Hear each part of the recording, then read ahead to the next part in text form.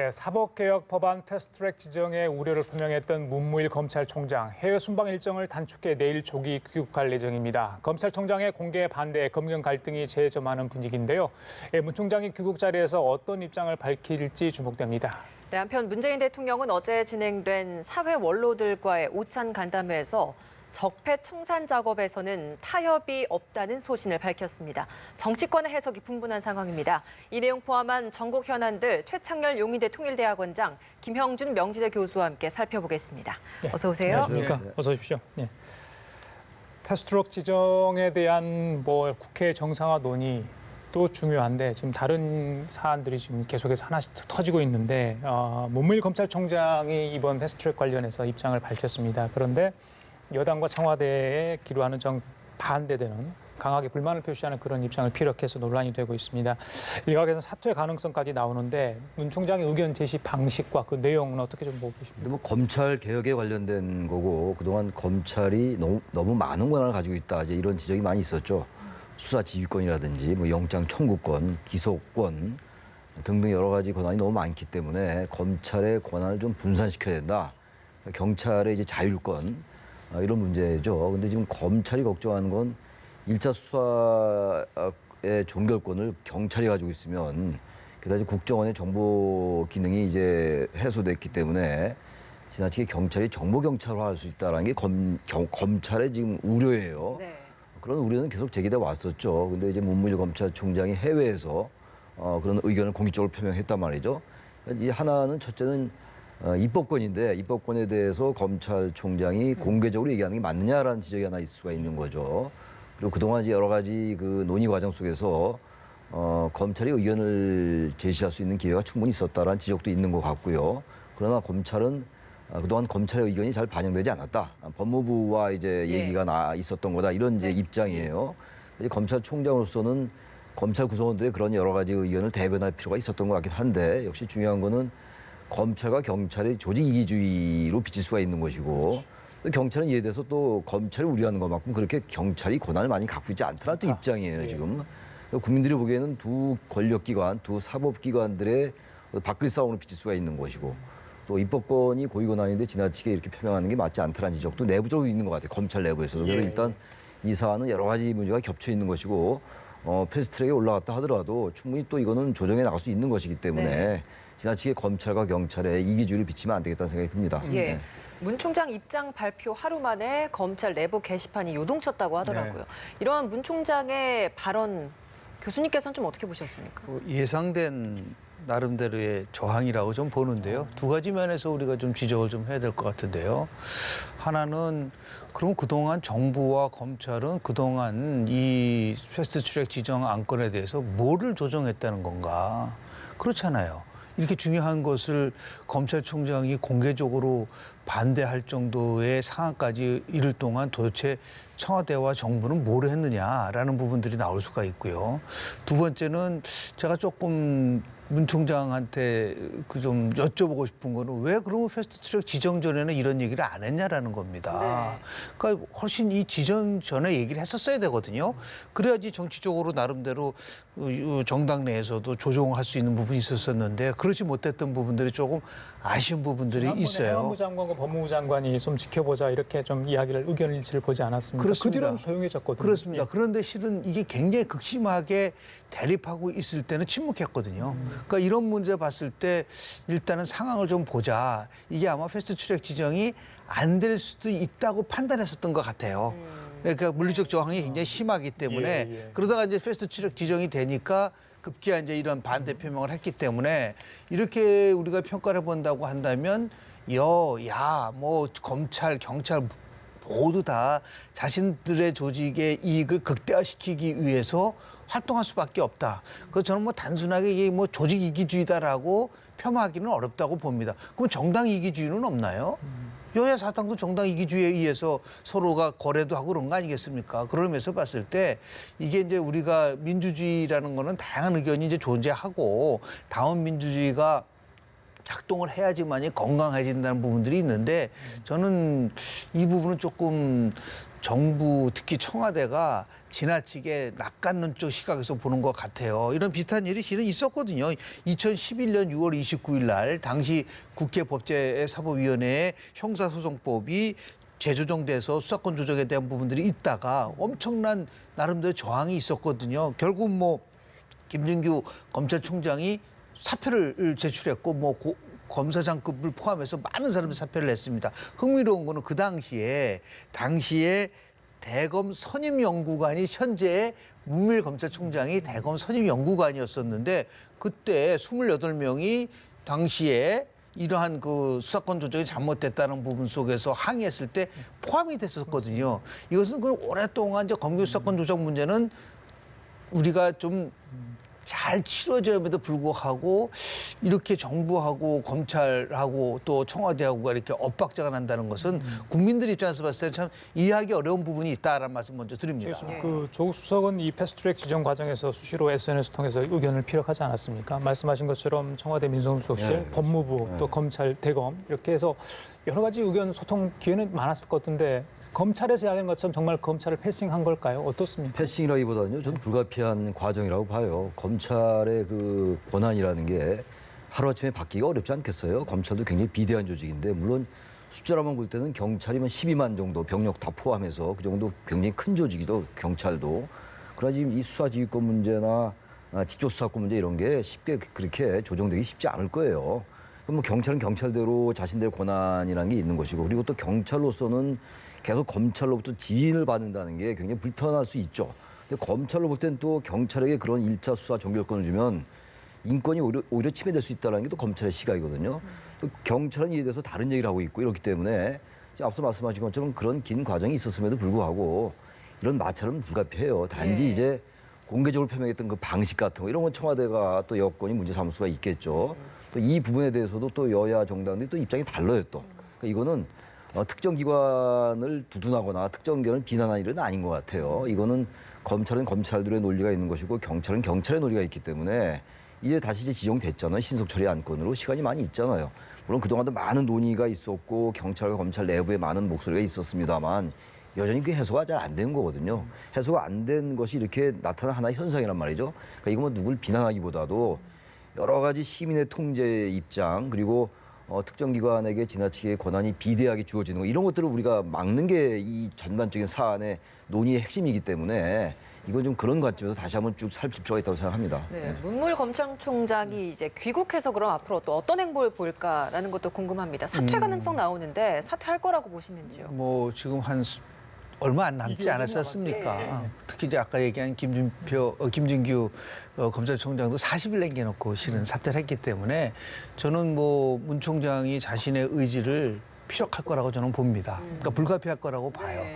즉 가장 핵심은 이제 권력기관에 대한 부분을 어떻게 개혁할 거냐는 건데 핵심을 지금 저는 그 말이 굉장히 의미가 있다고 봐요. 그러니까 문 총장이 뭐라고 했냐면 견제와 균형의 민주주의 원칙을 훼손시킬 수 있다는 얘기를 하고 있잖아요. 그러니까 다시해서 검찰의 얘기하는 경찰의 비대화 문제를 가지고 지금 계속해서 지적을 하고 있고 경찰의 입장에서 봤을 땐 그렇지 않다. 이 모든 수사권 조정은 검찰의 영장 청구권을 전제로 한 거기 때문에 언제든지 수사의 지휘권을 발휘할 수 있다는 얘기를 하고 있는데 많은 국민들이 생각할 때는 그렇게 생각하고 있지는 않거든요. 이번 검경 수사권 조정의 핵심이라는 거는 뭐냐면 경찰이 수사권을 갖고 있고 최종 수사권 종결권도 갖고 있다라는 것을 지금 얘기를 하고 있는데 지금 경찰에서는 그렇지 않다. 얼마든지 검찰이 이런 영장 청구권을 통해서 수사를 개입할 수 있다라고 얘기를 하니까 좀 충돌되는 부분들이 있단 말이에요. 그래서 특히 이제 문밀 총장 같은 경우는 이렇게 모든 거를 비대화되고 경찰이 정부 독점인 상태에서 중요한 거는 자치경찰제를 먼저 실시를 해라. 그리고 나서 하면 이 문제는 깨끗하게 해결이 된다라고 얘기를 한 거 있기 때문에 지금 조국 수석도 얘기를 하고 있지 않습니까? 이번에 패스트트랙 지정하지 못한 이런 뭐 국정원의 국내 정치 문제라든지 봉쇄하는 거라든지 자치경찰제 문제라든지 또는 뭐 국가수사 본부를 설치한다든지 그러니까 여러 가지가 같이 조화를 이루면서 가야지 그렇지 않고 그냥 단순하게 검경 수사권 조정이라고 하는 큰 틀만 가져가면은 디테일이 지금 없는 거죠. 세부적인 조정이 없는 거란 말이에요. 예. 물론 이제 패스트트랙 기간 동안에 조율을 할 수 있겠지만은 일차적으로 뭐냐면 국민들이 봤을 때는 이 정부가 검찰과 이렇게 마찰을 가져가는 것 자체에 대해서 정부에 대한 나름대로의 신뢰성은 분명히 떨어질 수 있는 요인도 있고 더 나아가서 야당은 이 부분을 아주 집중적으로 지금 공격하고 있지 않습니까? 내부적으로 의견 일치가 되지 않은 그런 걸로 패스트 트랙으로 지정한다는 것 자체가 문제다. 라고 얘기를 한 거가 있기 때문에 저는 이 문제가 쉽게 끝날 것 같지는 않습니다. 계속해서 정부로서는 곤혹스러운 일이 벌어질 수밖에 없다. 그리고 검찰이 이 부분에 대해서는 거의 타협하지 못할 거다. 자신들의 입장을 강력하게 저는 계속해서 개진할 가능성이 굉장히 크다고 저는 봅니다. 검찰 개혁이 참 쉽지 않을 거예요. 그 노무현 정권 때 노무현 대통령과 평검사와의 대화도 생각나거든요. 그만큼 조직은 저항할 수밖에 없을 거예요, 아마. 이건 이제 검찰의 입장에서 얘기인데, 그렇기 때문에 이거는 어쨌든 간에 검찰이 너무 비대했다라는 인식은 분명히 있는 거 아니겠어요. 영장 청구권, 기소권, 수사지휘권 이런 거 다 가지고 직접 수사권까지 갖고 있으니까. 그러니까 그걸 어떻게든 좀 분산시키겠다라는 거란 말이에요. 그런 과정 속에서 예를 들어서 검사의 피의자 신문 조서 같은 거, 증거 능력 제한하는 거 이런 것도 좀 무리다라는 지적이 좀 많이 있는 걸로 알고 있어요. 저는 법률 전문가가 아니기 때문에 이 부분까지 제가 디테일하게 말하는 건 좀 제 주제를 벗어나는 거고 제 영역을. 아무튼 이런 것들도 검찰을 개혁하다 보니까 검찰을 볼 땐 도저히 법리적으로 안 되는 것도 있을 것 같고요. 이건 충분히 청와대가 이걸 검찰의 저항이라는 관점에서 볼 게 아니라고 봐요. 그래서 이거는 조직의 관점에서 볼 때 그리고 우리나라 쭉 그동안 검찰과 경찰의 그 역사라는 게 있는 거잖아요. 이게 바꾸기가 좀 어렵지 않겠습니까? 쉽지 않아요. 그래서 이거는 저항이라는 측면 말고 또 검찰도 그걸 충분히 받아들일 필요가 있어요. 서로씩 조금씩 양보해야지 이 개혁이 되는 것이지 과거의 패러다임에 그대로 묻혀 있으면 뭐 개혁은 전혀 안 된다고 청와대와 여당은 일단은 뭐 속은 모르겠습니다만 개별적 반응은 나오지만 공식 입장은 내놓지 않고 있는 그렇죠. 상황인 거거든요. 지금 어떤 속내일까요? 이게 어떤 일 때문에 만약에 이렇게 이거 공식 이 입장이 부분에 없는 대해서 걸까요? 공식적으로 이제 문무일 검찰총장을 비판하거나 권력의 입장에서 그렇게 되면 이건 오히려 더 걷잡을 수가 없을 수밖에 없어요. 그러니까 여러 경로를 통해서 이제 불편한 심기는 나오고 있잖아요. 언론 보도 통해서 나오고 있는데 공식 입장은 낼 수가 없는 거예요. 이건 검찰총장 귀국한 다음에 문무일 총장이 다시 한번 입장을 표명하고 아까 김 교수님 말씀처럼 지금 문무일 검찰총장이 한 2달밖에 안 남았어요. 임기가 2017년도 7월에 임명됐기 때문에 그래서 이 부분도 저항으로 비친다거나 또 지나치게 또 조직 이기적으로 비치지 않게끔 하고 또 검찰 입장에서도 정부의 어떤 그런 큰 흐름, 검찰 개혁이라는 큰 흐름이 있잖아요. 같이 좀 조율할 필요가 있다고 생각합니다. 김 교수님 말씀처럼 한국당도 강하게 좀 저항을 하고 있는 상황인데 일단은 뭐 천막 당사니 천막 농성 이야기는 없습니다. 하지만 이제 어제 경부선 라인, 오늘은 호남선 라인을 따라서 대중들과 만나는 그런 이야기를 하고 있는데 뭐 출구 전략은 뭐 지난번 패스트트랙 한참 물리적 충돌이 있을 때도 나왔는데 계속해서 한국당이 이렇게 이제 투쟁을 하고 있는 상황이거든요. 어제 박지원 의원도 나경원 원내대표한테 여러 가지 이야기를 해줬더라고요. 어떻게 보십니까? 한국당의 지금 모습.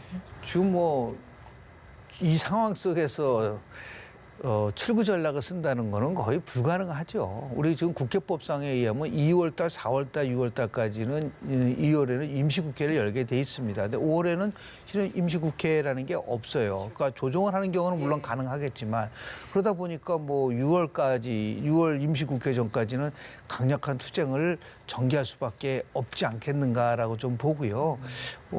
실질적으로 보면 이렇게 아주 극한적 대립이 되는 경우가 이번만이 아니었어요. 실은 많이 있었습니다. 한국 정치를 보면은 끊임없이 투쟁의 역사니까 야당은 뭐 결국은 투쟁할 수밖에 없는 부분인데 그럼 지금 이 과정 속에서는 이걸 풀 수 있는 카드는 야당에게 있는 게 아닙니다. 제가 누차 강조를 하지만 정권을 갖고 있는 세력이 이 문제를 어떻게 쉽게 표현하면 야당에게 명분을 줘야 돼요. 가장 큰 명분은 뭐냐면 두 가지입니다. 하나는 뭐냐면 선거법과 관련돼서는 패스트트랙으로 지정이 됐지만 그럼에도 불구하고 선거법에 한해서는 반드시 여야가 합의를 통해서 하겠다라고 하는 부분들을 피력해 주지 않으면 돌아올 수가 없습니다.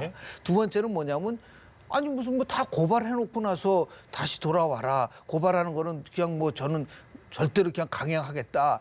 그리고 민생을 얘기하라니까 이게 좀 안 먹히는 거잖아요. 그러니까 전향적으로 도대체 야당이 돌아올 수 있는 명분을 줄 수 있는 것은 결국은 여당의 특히 지도부의 저는 지도력이라고 보는데 지금 이해찬 대표의 여러 가지 언행을 보면은 스스로 그걸 좀 막고 있잖아요. 내가 직접 사진을 찍어가지고 고발하겠다라든지 무슨 뭐 쉽게 표현하면은 야당을 향해서 험한 말을 얘기를 한다든지 이런 상태에서 어떻게 야당이 들어올 수 있겠습니까? 그래서 대통령을 포함해서 이 문제는 결국은 정치로 풀어야 할 거는 정치로 풀어야 된다라는 부분밖에 없고요. 지금 단순하게 뭐 지금 뭐 얘기하는 임시국회에서의 추경 예산 때문에 민생 예. 얘기하고 해서 돌아오라.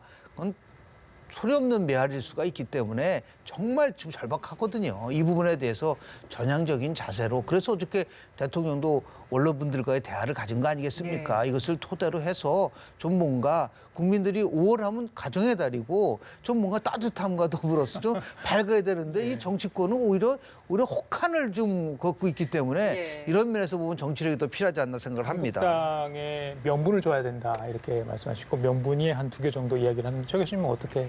명분 줘야죠. 근데 명분 주고 있어요. 지금 이해찬 대표나 네. 홍영표 원내대표가 이미 조금 태도를 바꾸고 있어요. 선거법은 여야 합의해야 된다 이런 얘기도 이미 했고 근데 명분을 주는 것도 전 한계가 있어 보여요. 한국당이 지금 어떤 생각을 가지고 있는가가 중요해요. 물론 여야정 협의체도 있고 또 대통령이 여야 대표 초청해서 원내대표나 대표 초청해서 같이 만나는 방법도 있습니다. 그런 것도 하나의 명분이 될 수가 있는데 지금 한국당의 장애투쟁은 일단 전 장애투쟁 자체가 명분이 별로 없는 것 같아요. 패스트트랙에 통과됐는데 그렇다고 해서 저렇게 삭발까지 하고 전 그거는 좀 이게 명분을 아무리 여권에서 주려 해도 마음을 이렇게 굳혔다면은 내년 총선을 의식해서 지지층 결집하고 지지율도 좋게 나오잖아요 지금. 이런 상황이라면은 명분 주는 것도 한계가 있다. 물론 그러나 분명한 것은 집권 세력이 국정 운영 세력이 어떤 형태로든 간에 야당에게 돌아올 수 있는 그 출구를 말해주는 건 분명히 필요합니다. 반드시 필요한데 삭발 같은 경우 전 박지원 의원이 그 얘기를 했더라고요. 민주평화당의 박지원 의원이 삭발해도 머리는 잘할 거다. 다시 잘할 머리를 왜 깎냐 이런 말을 방송에서 했더라고요. 박지원 의원이. 박지원 의원다운 말씀인데 그 구속 시대 투쟁이다 이런 말씀을 했는데 삭발이라면 굉장히 극한 투쟁이거든요. 과연 지금 그런 상황인가? 그리고 야당의 저 장애 투쟁이나 극한 투쟁은 꼭 그래야 되는 건 아닙니다만 과거 권위주의 시대 때 군사 독재 때 야권이 어떤 저항할 어떤 자원이 없을 때 그때 정말 민의를 얻고 하는 게 장애 투쟁이고 극한 투쟁이고 삭발 투쟁이고 이런 건데 너무 좀 궤도를 조금 벗어나는 건 아닌가 한국당이 과도하게 이런 생각이 좀 듭니다. 2013년 사실 그 통진당 해산 당시에 거기에 반발해서 집단으로 그렇습니다. 삭발했던 이후로 처음으로 이렇게 또 그렇죠. 다시 삭발식이 나온 건데 어떻게 보셨습니까? 근데 저는 뭐 지금 어떻든 간에 이 문제를 풀 수 있는 키는 야당이 지고 있는 건 아니라고 말씀드리는 게요. 오늘 지금 한국갤럽 여론조사 결과가 발표가 됐습니다. 제가 이제 관심 있게 봤어요. 이게 어떻게 흐름이 나타날까. 왜냐하면 조사 시점을 봤는데 4월 30일하고 5월 2일간 했더라고요. 그러니까 전국에 1,004명을 상대로 해서 조사를 했기 때문에 95% 신뢰 수준 플러스 마이너스 3.1인 거죠. 정당 지지도에 봤을 때 한국당 지지도는 변함이 없습니다. 그대로 24%예요. 그 말은 뭐냐면 그렇게 장애투쟁도 하고 예를 들어 패스트 트랙을 하는데 물적 중독을 하고 그랬다고 하면 원칙적으로 따지면 이게 좀 떨어져야 되는 게 정상 아닌가요? 그런데도 불구하고 지지는 거의 같잖아요. 그리고 뭐 예를 들어서 지금 뭐 더불어민주당 같은 경우는 1%, 정의당은 오히려 떨어지고 바른미래당 다 떨어졌잖아요. 지금 여야 4당을 합쳤던 저거를 아주 굉장히 무겁게 받아들여야 된다. 어떻게 해석하시는 거예요? 그리고 제 말은 저것이 무조건 여당이 여야 4당의 패스트 트랙이 정당화되고 야당이 무조건 잘못했다는 게 아니라는 걸 보여주는 거예요. 그래서 자꾸만 이것을 야당이 저렇게 장애 투쟁하는 건 무조건 잘못됐다는 식으로 몰고 갈 것이 아니라 저게 보이지 않게 볼 수 있는 또 무당층도 늘어나고 있지 않습니까? 이런 것들을 보고 정말 책임이 있는 거는 똑같이 5대5가 될 수가 없습니다. 그래서 풀라고 할 수 있는 동력은 어디서 나와야 되냐면 정부 여당으로부터 나올 수밖에 없다. 그러니까 그냥 뭐 빈말로 해서 뭐 선거법에 대한 것을 여야 합의를 한다 그런 것이 아니라 그런다면 그것을 공개적인 것이 또 나가서 확실하게 보장할 수 있는 부분들을 지금 문희상 의장께서도 태어나시면서 협치를 얘기를 했는데 저렇게 엄청난 그 파장 입고 나서 말로만 협치가 아니라 정말 협치를 체감할 수 있는 그런 쪽의 것을 통하지 않으면 저는 돌아올 수가 없다. 그걸 저 이번 오늘 한국갤럽의 여론조사 결과를 통해서 우리가 확연하게 좀 확인할 필요가 있고 대통령의 국정운영 지지도도 거의 차이가 없어요. 네. 긍정 1% 올라가고 부정 1% 올라가면서 부정이 긍정보다 많단 말이에요. 이렇게 엄청나게 우리 봤을 때 야당이 잘못했고 극한 투쟁을 했기 때문에 문제가 있다라는 것이 지배적인 것처럼 보이지만 예. 민심은 꼭 그렇지 않다. 이것을 저는 정부 여당이 예. 좀 깊이 좀 생각해 볼 최 필요가 있지 교수님께서는 않을까 어떻게 보십니까? 생각합니다. 저런 여론조사 어제 발표했던 리얼미터 여론조사는 그 한국당, 예, 민주당, 바른미래당 다 동의 올랐다. 올랐더라고요. 조금씩 올랐습니다. 지금 저 갤럽 조사하고 또 리얼미터 조사가 약간 이제 함의가 좀 다른 것 같아요. 그 정당 지지율이 올랐다는 건 이번에 그 어떤 그 대치, 강대강 대치 국면에서 보수는 보수대로 이쪽에 또 범진보는 범진보대로 지지층이 결집하는 그런 양상이라고 해석할 수가 있는 거죠. 오히려 무당파가 좀 줄고 이런 상황이기 때문에.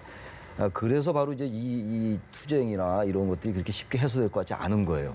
내년 총선이 없다면 저 부분이 의외로 빨리 해소될 수가 있는데 모든 지금 정당의 어떤 그 행태들은 내년 총선에 맞춰져 있는 거잖아요. 주파수 자체가. 모든 여야 다 마찬가지 아니겠습니까? 이런 장애 투쟁이 뭔가 효과가 있다라는 그 판단, 정치적 효능감이 있다라는 판단을 하는 게 아닐까라는 적어도 손해 볼 건 없다. 그런 판단을 하는 게 아닌가라는 저의 나름 합리적인 추론이거든요. 예. 그게 맞느냐 안 맞는지 모르겠습니다만 그러지 않고야 지금 패스트트랙 무효를 주장한다 하더라도 저렇게까지 극한 투쟁으로 갈 일인가. 일단 그 난리가 한번 났으니까 조금 이제 이성을 좀 찾아야 될 거 아니겠어요? 언제까지 그럼 그렇게 있겠어요? 네. 장애투쟁이라는 게 한계가 있는 거고. 그래서 한국당에게 일단 전 명분이 대단히 약하다 여전히. 물론 이것을 집권 세력이 풀어줄 명분이 필요합니다만 기본적으로 왜 저렇게 한국당은 강대강으로 몰고 가려 하는 것인지 그리고 여전히 독재 타도 얘기하고 있고 좌파 정변 좌파 반란 이런 식의 언어를 쓰고 있고 말이죠. 맞지 않는 것 같아요. 거기에 예. 맞게끔 자신들의 주장을 펼쳐야지 모든 건 무효다라고 어떻게 무효입니까? 국회에서 일어난 일이고 그리고 국회법 85조 2가 정확하게 신속 처리 안건 지정이 있는데 어떻게 무효일 수 있어요? 저는 그게 지지율이 같이 올라간 건 같이 올라간 것이고 어쨌든 한국당이 좀 이성을 찾고 합리적으로 그 출구 전략을 스스로가 모색할 필요가 있다고 생각합니다. 예, 삭발식 할 때 사실 애초에는 10명이 삭발을 한다라는 네. 이야기가 있었는데 실제로 나온 걸로 봐서는 그거보다 훨씬 적게 나왔었단 말이에요. 네. 때문에 이걸 보면서 사실 당내에서는 이렇게 지나치게 강경 기조로 가는 것에 대한 우려의 시선도 좀 있지 않을까라는 생각도 드는데 이거에 대해서는 어떻게 우려는 생각하세요? 없습니다. 지금 예를 들어서 총선을 앞두고 있고 의원들은 공천에 지금 목을 맬 수밖에 없어요. 그러니까 일사불란하게 가서 만약에 거기서 예를 들어 우려를 표방하고 한다고 하면은 결국은 그 사람이 어떠한 미래를 보장받을 수 저는 그것이 여당 야당 다 똑같아요. 지금 우리나라 지금 국회법 얘기를 하셨는데요. 국회법 114조 2 의원은 국민의 대표이기 때문에 정당의 의사에 귀속되지 않고 양심에 따라서 투표한다. 그 법을 왜 안 지키죠? 그러니까 어떤 법은 지키라고 얘기를 하면서 다른 법들에 가려고 된 거. 국회법 48조 6항. 사보임은 임시회 때는 안 된다. 그런 거는 왜 안 지키냐라는 거예요. 그런 거는 관행이라고 하면서 하고 국회 선진화법은 분명히 법이니까 지키라고 한다고 한다면 법이라는 게 무차별적으로 일률적으로 똑같이 적용이 돼야지 어떤 법은 지키고 어떤 법은 지키지 않는다. 이게 지금 대한민국의 여야 모두의 문제인 거예요. 그러니까 결국은 대한민국 의회 정치가 치명적 한계를 갖고 있다는 얘기는 뭐냐면 의원들이 소신과 양심에 따라서 의정 활동을 못 하잖아요. 예. 당론을 가지고 딱 꼼짝달싹 못하게 하는 거지 않습니까?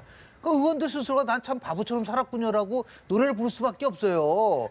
그 현실입니다. 예. 뭐 삭발을 뭐 4명이 하느냐 5명 그게 중요한 게 아니에요. 속으로는 할 수 없이 하는 부분들도 서로 있는 겁니다. 막으라면 막고 그리고 투쟁하라면 투쟁하고 이게 도대체 대한민국의 국회가 벌써 48년도 이후에 얼마나 많은 시간이 흘렀습니까? 예. 21대 총선 돼가지고 새로 뽑아봤자 뭐해? 저런 문화가 그대로 지속된다고 한다면 국민에게는 희망이 없다는 말씀 좀 드립니다. 예. 아까 김 교수께서 마침 이 대목에 어제 문재인 대통령이 사회 언론들 12명과 만나서 의견을 들었다 이렇게 말씀하셨는데 실제 만나서 쓴소리도 했고요. 문재인 대통령 여러 가지 이야기를 했습니다. 뭐 이게 선후를 따져야 될지는 모르겠습니다만 협치 이야기와 적폐 이야기가 나왔는데 일단 문재인 대통령의 원칙은 변하지 않은 것 같아요. 어떻게 들으셨어요? 적폐 청산이 필요하다라는 이런 취지의 이제 말씀을 한 건데 필요하죠. 단지 중요한 거는 적폐 청산의 동력은 많이 약화되어 있는 것만 분명해 보여요. 그리고 계속 적폐 청산이라는 단어를 쓰는 거가 맞는지는 모르겠어요. 근데 중요한 건 어쨌든 잘못된 것에 대해서는 처벌해야죠. 우리가 항상 과거에 대해서 적당히 넘어가고 위험에 넘어가기 때문에 청산이 안 되는 거거든요. 뭐 지나치게 좀 논리에 비하할지 모릅니다만 일제 문제도 마찬가지거든요. 해방 정부에서 얼마나 그 좌익 우익의 대립이 많았고 일제 문제가 청산이 안 되잖아요. 그런 것들이 한국 사회 공정이나 정의에 대단히 위배되는 거란 말이죠. 전 그래서 지난 정권도 그렇고 뭐 지지난 진보 정권도 마찬가지고 언제 그러나 그게 뭐 조선 시대까지 올라갈 수는 없는 거긴 합니다만 기본적으로 어쨌든 잘못된 것들이 나타난 거는 수사해야죠. 그러면서 볼 때는 전 문재인 대통령의 말이 일리가 있다고 봅니다. 예. 김 교수님께서는 어제 좀 언론들 이야기들 중에서도 그렇고 대통령 발언 중에서도 좀 눈여겨드렸던 게 있습니다. 대통령 이제 집권 2년이 곧 마감이 되지 않습니까? 2년이 갖고 있는 함의는 그동안 대통령이 얘기했었던 핵심 국정 의제가 제대로 진행이 되고 있느냐 없느냐를 평가하는 거예요. 이 정부는 크게 세 가지를 핵심 과제로 내세웠지 않습니까? 제일 첫 번째가 적폐 청산이고 두 번째가 소득주도 성장, 세 번째가 한반도 평화체제 구축입니다. 이 세 가지가 아주 가장 핵심적인 거란 말이에요. 그러다 보니까 적폐 청산에 관련돼서 일관성 있게 추진하겠다라는 의지는 맞죠. 그러나 소득주도 성장이라는 것이 생각만큼 그런 효과를 내고 있지를 못하고 있고 한반도 평화체제, 전쟁에 대한 위험성은 분명히 막았지만은 아직까지는 지금 진전이 없단 말이에요. 그래서 원로들이 얘기하는 거는 뭐냐면 이런 상황 속에서 제일 중요한 것은 바로 대통령이 정치력을 발휘해서 지금 우리가 안고 있는 여러 가지 문제를 풀어내라는 거거든요. 그런데 예를 들어서 원론적으로 선적폐 청산 후 협치라고 얘기한다고 한다면 어떤 일로 받아들이냐면은 여전히 대통령은 소통이라는 부분 속에서 조금 문제가 있는 것이 정치 소통을 지금 말씀을 드린 겁니다. 예. 제가 그럼 말씀드리고 싶고 적폐청산이라고 하는데 적폐청산도 크게 세 가지 부분이 있는 겁니다. 이전 정부의 잘못한 것에 대한 적폐청산이 있고 사회의 적폐를 청산하고 정치에 대한 적폐를 청산하는 겁니다. 이전 정부의 잘못된 것을 적폐청산하면서 왜 정치 적폐는 청산 안 하죠? 가장 문제가 되고 있는 지금 정치가 엉망진창이 되고 저렇게 정치가 몰락하고 있는 가장 대표적인 거 청와대가 정당을 수직적으로 통제하는 그런 적폐는 왜 청산을 안 하죠? 예를 들어서 의원들이 자율성을 못 갖고 저렇게 집단적으로 행동하는 그런 적폐는 왜 청산 못 하죠? 그러니까 적폐도 청산이란 것도 큰 차원에서 같이 봐야지 일정을 하나만 딱 가지고 그것만 끌고 가겠다고 한다고 하면은 예를 들어서 그것이 2년 동안 주어졌지 않습니까? 그럼 앞으로도 계속해서 하겠다라는 뜻인데 그거와 더불어서 다른 부분들이 만약에 효과를 내지 못한다면 저는 조화를 이루어야 된다고 봅니다. 얼마 정도 처음에는 적폐 청산 당연히 필요하죠. 그러나 어느 정도 일정 시간이 지나면 거기에 맞게끔 조정을 하고 대통령이 나름대로 그러한 정치력을 발휘하라는 게 어제 그 원로들이 얘기하는 아주 핵심적 사항이기 때문에 이것도 경우 귀담아 들을 필요가 있지 않나 생각이 좀 듭니다. 교수님 10일이면 이제 취임 2주년인데요. 그 뭐 다양한 해법을 구상을 할 거고 또 국민들에게 어떤 메시지를 어떤 식으로 전달할지도 고민할 것 같습니다. 뭐 특집 대담 프로그램 직접 출연하셔서 이야기를 한다고 하죠. 뭐 청와대 출입 기자들을 통한 기자회견은 아닌 것 같아요. 방식도 그렇고요. 어떤 내용을 이 대목에서 문재인 대통령이 국민들에게 좀 얘기해야 된다고 보시는지. 우리가 물론 19일 그 TV 토론을 좀 지켜봐야 되겠습니다만은. 예. 저는 2년 전으로 다시 돌아갈 필요가 있을 것 같아요. 그때 2년 전에 그 시민들이 바랬던 거, 요구했던 거, 그리고 이 정부의 출범의 의미는 결국은 공정하고 정의롭고 평등한 사회 아니겠어요. 근데 그게 지금 그러한 개혁 아젠다가 많이 지금 이렇게 실종되고 있어요. 지금 여야의 강대강 대치 국면 속에서 양비론이 지금 뭐 난무하고 있고 또다시 국회를 비난하고 있고 그러다 보니까 어느 쪽이 더 잘못했는지 가리기 어려운 상황이에요, 지금. 그냥 거기에 무슨 개혁이며 공정이며 정의며 평등 이런 것들이 들어갈 공간이 대단히 협소해지고 있는 거거든요. 그러다 보니까 여야가 같이 싸잡아서 비난받는 것이고 국회는 국회대로 비난받으니까 개혁 동력은 더 떨어지는 것이고 아니, 국회나 정치가 살아있어야지 개혁을 할 거 아니겠어요. 개혁 입법을 통해서 바뀌어야 되는 거니까 저는 그래서 다시 한번 그때로 돌아가서 시민들에게 그런 걸 간곡히 말씀을 하시고 여야에게도 뭐 호소해야 되겠죠. 대통령이. 대통령의 그 담론과 물론 지금 제1야당의 담론은 달라도 너무 다르죠, 지금. 그래서 그게 아무리 말로 한다고 얼마나 설득력 있게 받아들여질지 제1야당에 그건 대단히 의문이긴 합니다만 대통령으로서 어쨌든 간 이 사회가 직면한 문제를 다시 한번 얘기하고 그리고 야당에게 협조를 구해야죠. 그러나 분명한 것은 너무 지금 내년 총선 앞두고 여당, 야당 특히 제1야당이 너무 막무가내로 나가는 측면이 없지 않다고 저는 생각을 합니다. 그런 점을 대통령이 자꾸 설득할 필요는 있다고 생각합니다. 예. 국민청원 게시판 그 굴과 관련해서도 지금 야당과 여당의 논란이 또 있잖아요. 서로 주장하는 바가 굉장히 다른 것 같아요. 조작설이다. 아니다. 그런 것 없었다라고 서로 반박을 하고 있는 상황인데 이런 청와대 국민청원 게시판을 두고 벌어지고 있는 논란은 어떻게 바라보고 계십니까? 국민청원의 원래 취지라는 거는 소통의 장으로 우리가 활용하고 그리고 정말 소수 사회적 약자들에게 어떠한 기회를 주는 부분이 있는데 저렇게 정당 해산과 관련된 것을 청와대 게시판에서 이념적인 논쟁을 벌인다는 것은 저는 바람직하지 않다고 보는 이유는요. 대한민국 헌법이요. 다른 나라 헌법과 달리 정당 결사 자유에 대한 거를 조문화시켰습니다.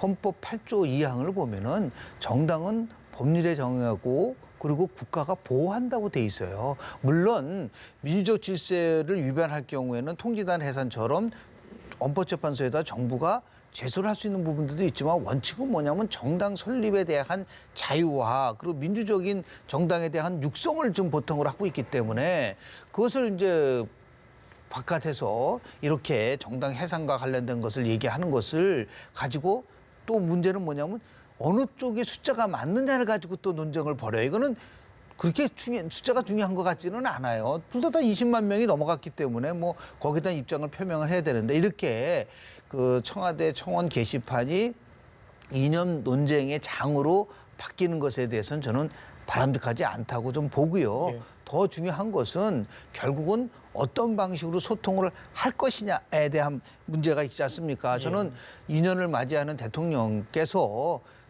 취임사 중에서 아주 좋은 말을 굉장히 많이 하셨는데 제가 가장 기억에 남는 취임사의 한 단어라고 한다면은 국민 모두의 대통령이 되겠다는 말씀을 했단 말이에요. 진보와 보수의 갈등을 끝내겠다라고 얘기를 하고 야당을 국정 운영의 동반자라고 한다는 것이 명확하게 돼 있습니다. 그러니까 국민 모두의 대통령이 되려면 결국 뭐냐면 통합으로 가야 되는 것이고 통합으로 가려고 한다는 것은 다소 조금 뭐 예를 들어서 꼭 필요한 적폐청사도 있어야 되겠지만은 이것을 어떻게 조화를 이끌어 갈 것이냐 그것을 어저께 원로들께서 대통령한테 다른 거는 몰라도 그 문제를 좀 풀었으면 좋겠다라고 말씀을 드렸기 때문에 예. 좀 전향적으로 이 부분에 대해서 고민을 좀 할 것이고 대통령이 특집 대담을 한다고 하니까 그 대담 속에서 이런 내용들 특히 협치와 통합과 소통이 좀 같이 결합이 될 수 있는 그러한 내용이 좀 나왔으면 좋겠다는 말씀 좀 드립니다. 예, 청와대 국민청원 게시판에 대한 개선 목소리는 계속 제기되었고 청와대도 그 부분을 반영해 좀 많이 바꾸긴 했습니다만 여전히 좀 논란이 되는 것 같아요. 다양한 의견을 들어야 한다. 아니다. 갈등과 분열을 주장하고 또 청와대가 답할 수 없는 부분에 대한 항목 의견들이 많이 올라오기 때문에 더 곤란해지고 상황이 어렵게 만드는 거 아니냐 이런 의견이 있던데 그거 어떻게 청와대 보십니까? 청원 게시판에 대한 그 관점은 많이 다른 것 같아요. 특히 저런 정당 해산에 관련된 게 여야 지금 이제 한국당과 민주당 청원 해산 청원이 있는 거는 정당을 해산한다는 건 바람직하지 않아요. 무조건 민주국가에서 정당이 아주 현저하게 민주적인 기본 질서에 위배되지 않는 한 저는 그래서 통진당 해산도 굉장히 반대했었어요. 그건 결국은 2013년도 얘기입니다만 선거에 의해서 정당이 심판을 받아야 되는 것이지 그걸 국가의 공권력으로 해가지고 물론 헌법이 있긴 있어요. 헌재가 판단할 수 있습니다. 정부가 또 해산 청구를 할 수가 있긴 합니다만 저는 그 자체도 대단히 반대했었는데 한국당을 해산해라 그리고 민주당 해산해라 맞지 않는 얘기예요 지금. 아무리 한국당의 행태가 마음에 안 들어도 단지 중요한 거는 숫자가 중요하지 않다고 말씀하셨는데 저는 숫자가 나름 중요하다고 봐요. 근데 20만이 넘었으니까 사실 굉장한 거예요. 민주당 해산 청원도 20만이 넘었는데 한국당은 170만이 넘었잖아요. 그러니까 이거는 숫자가 중요하지 않다라는 일리도 관점도 일리가 있습니다만 한국당이 무겁게 받아들여야 돼요. 170만이나 된다는 건요.